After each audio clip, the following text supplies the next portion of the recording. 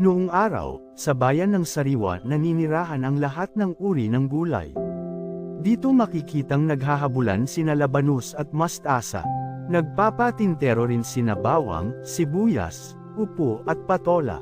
Nagtatagwan sina singkamas, talong, at luya habang nagluluksong baka sina kamatis at kalabasa. Isang araw, umusbong ang isang kakaibang gulay. Siya'y si ampalaya. Maputlang mapotla ang kulay ng balat niya at sa kahit anong lasa'y salat siyang talaga. Dahil dito, unti-unting pumulupot ang mabalahibong inggit sa katawan ni ampalaya. Naging bugnutin siya at may initin ang ulo. Lahat ng gulay na lumapit sa balag niya ay binubulyawan niya. Huwag kayong lumapit sa akin. Hindi ko kayo kailangan. Layas. Dahil dito, nilayuan tuloy siya ng lahat ng gulay sa bayan ng Sariwa.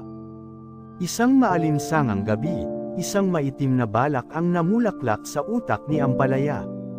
Kailangang magkaroon din ako ng lasa, kulay at ganda tulad ng ibang mga gulay. Bulong ni ampalaya sa sarili. Habang nananaginip ang mga gulay, isinagawa ni ampalaya ang kanyang balak. Dahan-dahan, gumapang siyang papalapit sa balag ng mga walang kamalay-malay na biktima. Sinunggaban niya ang tamis ni kalabasa.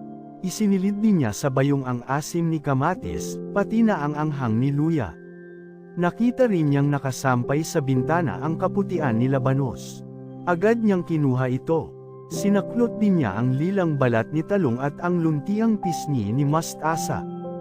Ipinuslit din niya ang lutong ni singkamas, ang manipis na balat ni sibuyas, ang malasutlang kutis ni kamatis at maging ang gaspang ni patola. Ha! Ha! Ha! Ha! Sa wakas, nasa akin na ang lahat ng lasa, kulay, at ganda.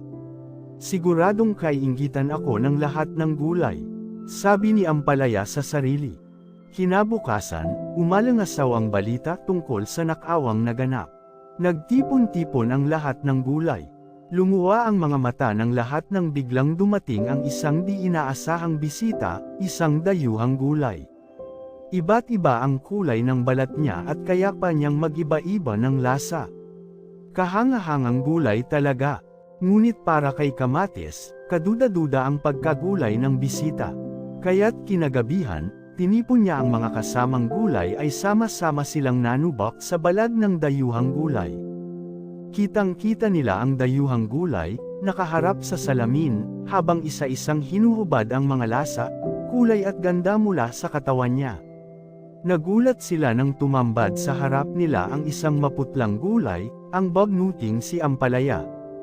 Isinakdal sa harap ng kauntilan iyan, kasari-sariwan, kasusta-sustansyang hukuman ng mga gulay si ampalaya.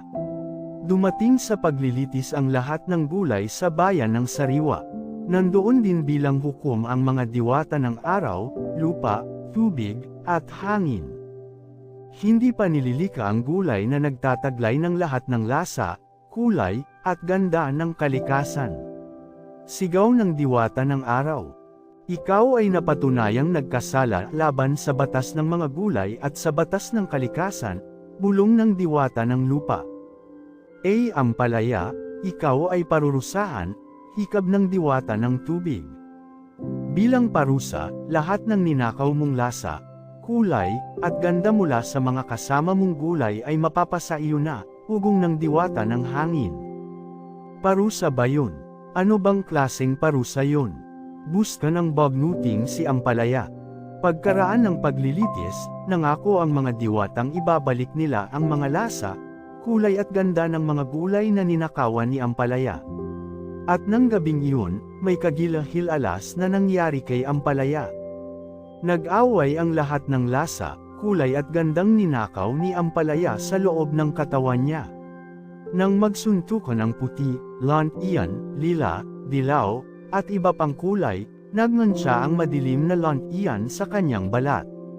Nang magsabunutan ang kinis at gaspang, lumabas ang kanyang mga kulubot.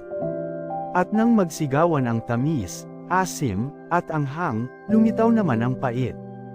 Mula noon, naging madilim na lantian ang kulay ni ampalaya. Naging kulubot ang balat niya. At naging mapait ang lasa niya.